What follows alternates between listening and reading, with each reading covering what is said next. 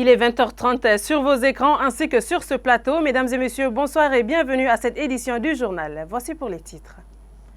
Alors que le monde célèbre le pardon ce 7 juillet, élément essentiel pour préserver la paix, quelle est sa valeur dans un Tchad souvent confronté aux crises politiques, aux conflits communautaires avec des blessures encore profondes? Élément de réponse dans un instant. Pendant ce temps, les conducteurs des camions bennes et les motocyclistes se renvoient mutuellement la responsabilité en ce qui concerne les accidents de circulation qui les impliquent. Nous parlerons aussi des usagers qui mordent de la poussière sur l'axe menant au quartier Gassi dans le 7e arrondissement au sens propre du terme.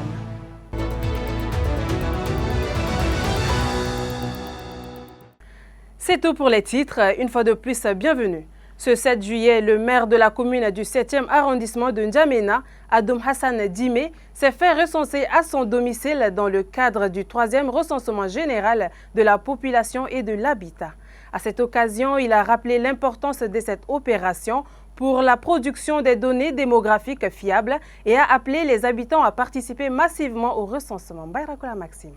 Le 3e recensement général de la population et de l'habitat, RGPH3, se poursuit sur l'ensemble du territoire national. Ce mardi 7 juillet, le maire de la commune du 7e arrondissement de N'Djamena, Adoum Hassan Dime, a reçu les agents recenseurs à son domicile où il s'est fait enregistrer. Par ce geste, le premier magistrat de la commune du 7e arrondissement a souhaité encourager les habitants à accomplir leurs devoirs citoyens en prenant part à cette opération nationale. Il a rappelé que les données issues du recensement constituent un outil essentiel pour la planification des politiques publiques et la mise en œuvre d'actions de développement adaptées aux réalités du pays. Le maire a souligné que des statistiques démographiques fiables permettent aux autorités de mieux anticiper les besoins des populations en matière d'infrastructures, d'éducation, de santé et de services sociaux. Il a également invité les habitants à accueillir les agents recenseurs dans de bonnes conditions, à répondre avec sincérité aux questions qui leur seront posées et à participer activement au RGPH3. Cette opération de recensement menée à l'échelle nationale vise à disposer des données actualisées sur la population et les conditions d'habitat afin d'éclairer les décisions publiques et de soutenir le développement du Tchad.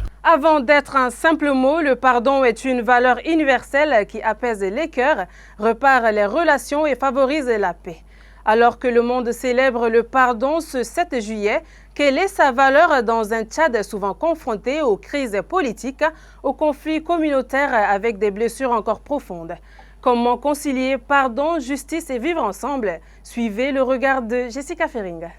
Au Tchad, le pardon est souvent présenté comme une voie indispensable pour tourner la page des crises successives et favoriser la réconciliation nationale. À plusieurs reprises, les autorités ont posé des actes allant dans ce sens. Le président de la République a notamment accordé des mesures de clémence à travers des amnisties et des grâces présidentielles en faveur d'anciens adversaires politiques et membres des groupes armés. Ces décisions, motivées par la recherche de l'apaisement, visaient à encourager le dialogue et le retour de certains acteurs dans le processus politique. L'amnistie accordée à des rebelles et opposants dans le cadre de la préparation du dialogue national, ainsi que la grâce présidentielle accordée à des combattants du Front pour l'alternance et la concorde au Tchad, illustrent cette volonté de privilégier la réconciliation au détriment de la vengeance. Ces gestes montrent que le pardon peut être un levier pour reconstruire la confiance dans une société marquée par plusieurs décennies de tensions. Au-delà du champ politique, le défi du pardon se pose également au niveau communautaire. Dans plusieurs provinces du pays, les conflits entre communautés, souvent liés à l'accès aux terres, aux ressources pastorales, à l'eau ou aux conséquences du changement climatique, continuent de fragiliser la cohésion sociale. Les affrontements entre agriculteurs et éleveurs dans certaines zones du sud, du centre et de l'est du pays ont causé des pertes en vies humaines et laissé des blessures difficiles à refermer. Dans les provinces comme le Moyen Chari, les deux Logounes, les deux Mayo-Kébi, le Salamat ou le Wadaï, des tensions récurrentes entre communautés ont parfois dégénéré en violences meurtrières. Ces crises, souvent alimentées par les méfiances, les représailles et les discours de division, montrent que la réconciliation ne peut se limiter aux accords politiques. Elle doit aussi passer par un travail de dialogue au sein des communautés et la volonté de reconstruire des relations pacifiques. Cependant, le pardon ne signifie pas effacer les souffrances ni ignorer les responsabilités. Pour être véritablement durable, il doit être accompagné de justice, de vérité et de mécanismes permettant aux victimes d'être entendues. Sans cela, le pardon risque d'être perçu comme une simple invitation à oublier les blessures du passé. Ces dernières années, la montée des discours de haine et des propos divisants sur les réseaux sociaux tchadiens constitue également un obstacle majeur à la cohésion sociale. Ces espaces, qui devraient favoriser le dialogue et le rapprochement, sont parfois utilisés pour amplifier les tensions entre communautés et raviver les rancœurs. À l'occasion de cette journée mondiale du pardon, célébrée à travers le monde, chaque citoyen est appelé à réfléchir sur la nécessité de demander pardon,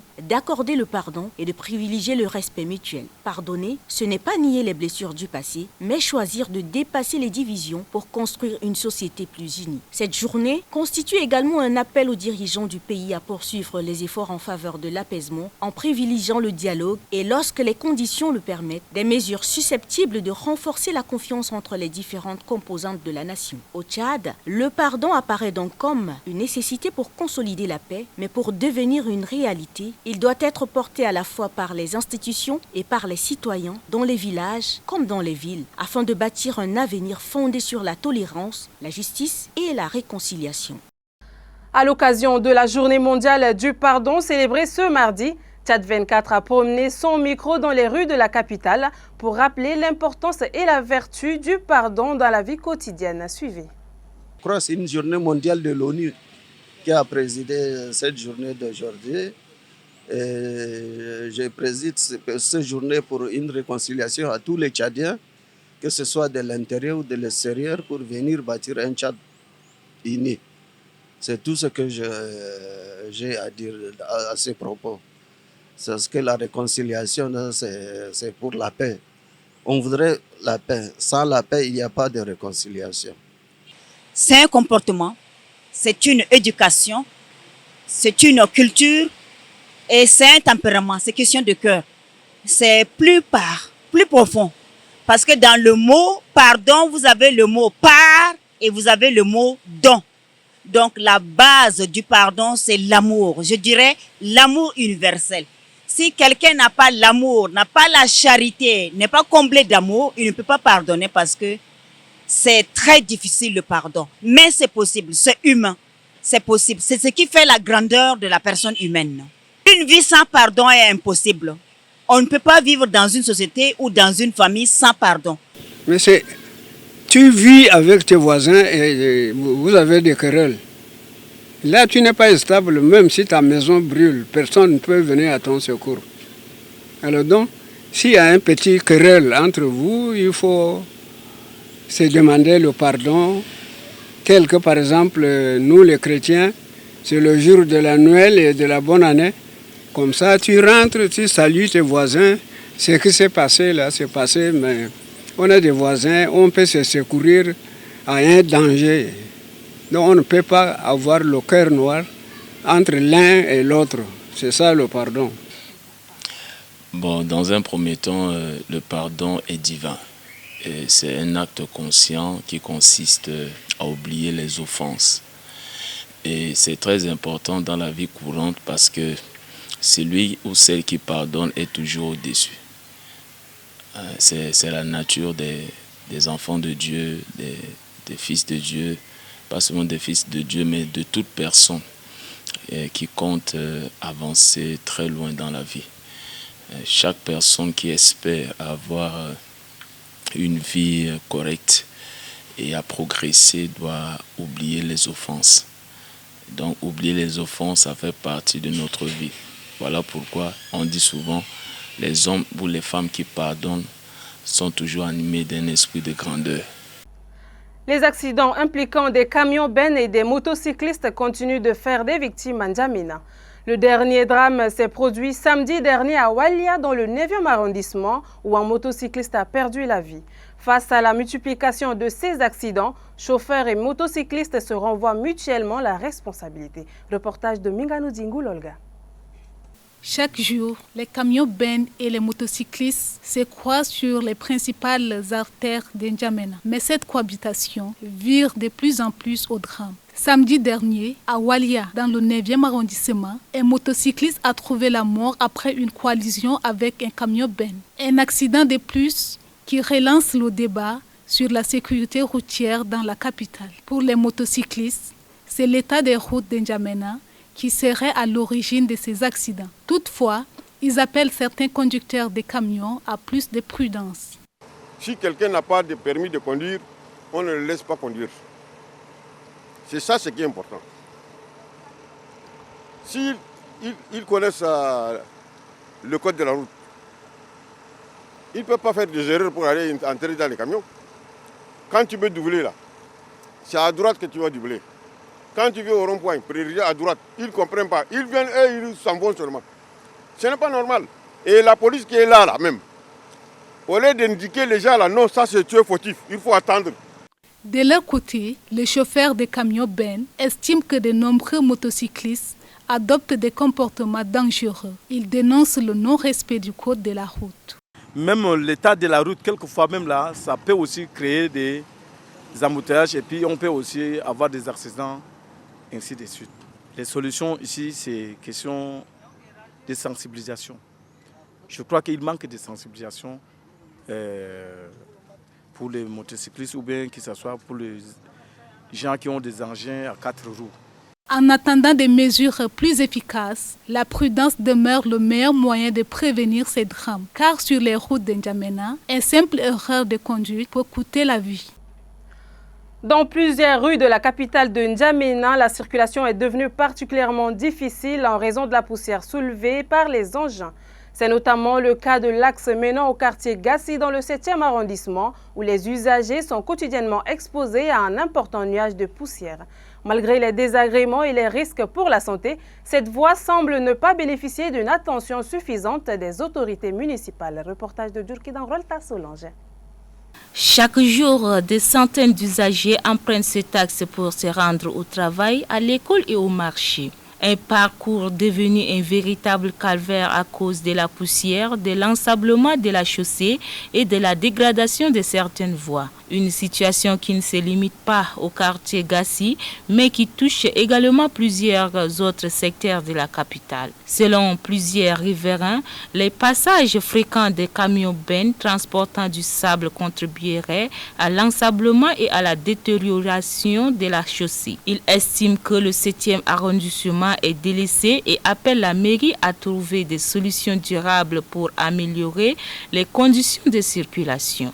Regardez cette goudron ici. Salité, c'est la capitale quand même. Ma solution, je propose et tous les Tchadiens, chacun sort 100 francs pour donner à la voirie. Quand nous sommes nombreux, mais 100 francs par tous les Tchadiens. Là. Chaque jour on a l'argent, on peut tout faire notre pays.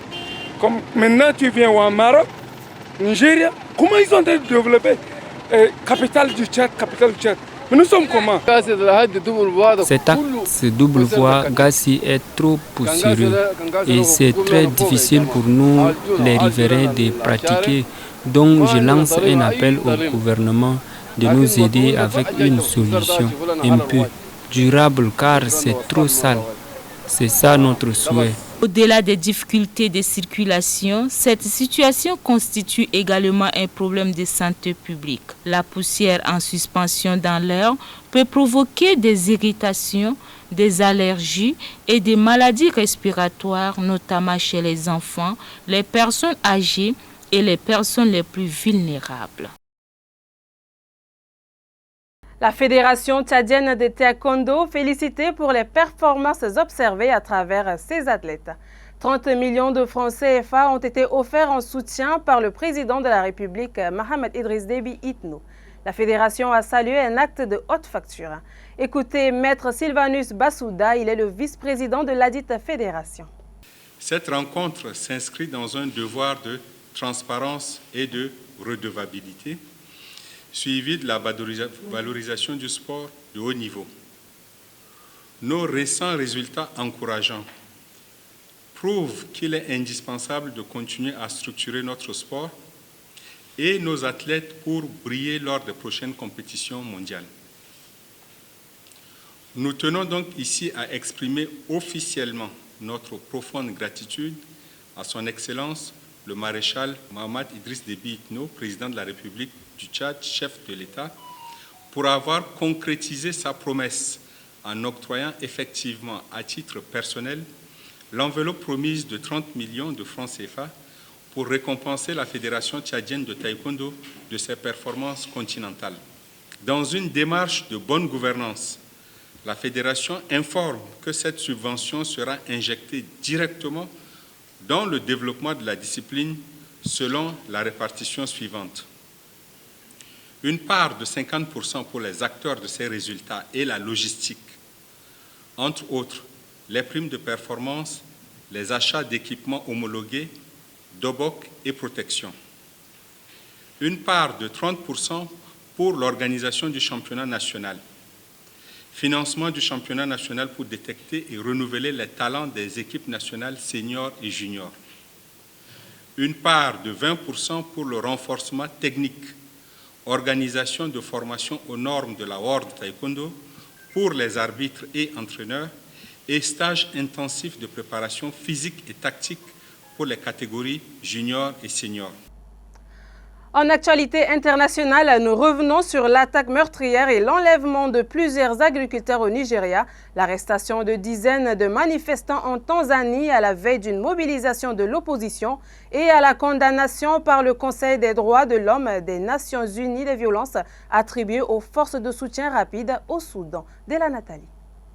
Au Nigeria, au moins 9 agriculteurs ont été tués lors d'une attaque menée par des hommes armés contre un village de l'État de Kaduna dans le nord-est du pays.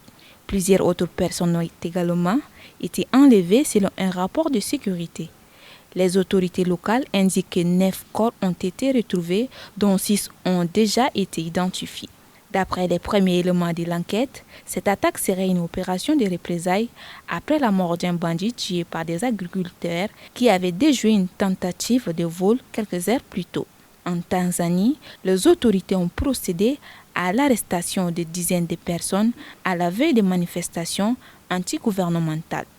Cette vague d'interpellations intervient dans un contexte de tension lié aux revendications en faveur des réformes démocratiques et à la demande de libération d'une figure de l'opposition. Les forces de sécurité ont renforcé leur présence dans la capitale Dar el-Salam avec des patrouilles, des policiers et des militaires sur les principaux axes routiers et dans les lieux publics. Si les autorités nient tout lien entre ces dispositifs et les manifestations annoncées, les opposants estiment qu'ils visent à décourager toute mobilisation. Au Soudan, le Conseil des droits de l'homme des Nations Unies a adopté une résolution condamnant l'escalade des violences attribuées aux forces de soutien rapide dans la région d'Al-Obed. Le texte prévoit également l'ouverture d'une enquête d'urgence sur les exactions présumées commises contre les populations civiles. Présentée par le Royaume-Uni avec le soutien de 14 autres États, cette résolution intervient alors que la communauté internationale redoute de nouvelles atrocités de grande ampleur à la suite du renforcement de la présence des FCR autour de cette ville stratégique. C'est la fin de cette édition. Merci de votre attention et de votre fidélité. Restez connectés sur Tchad 24 International.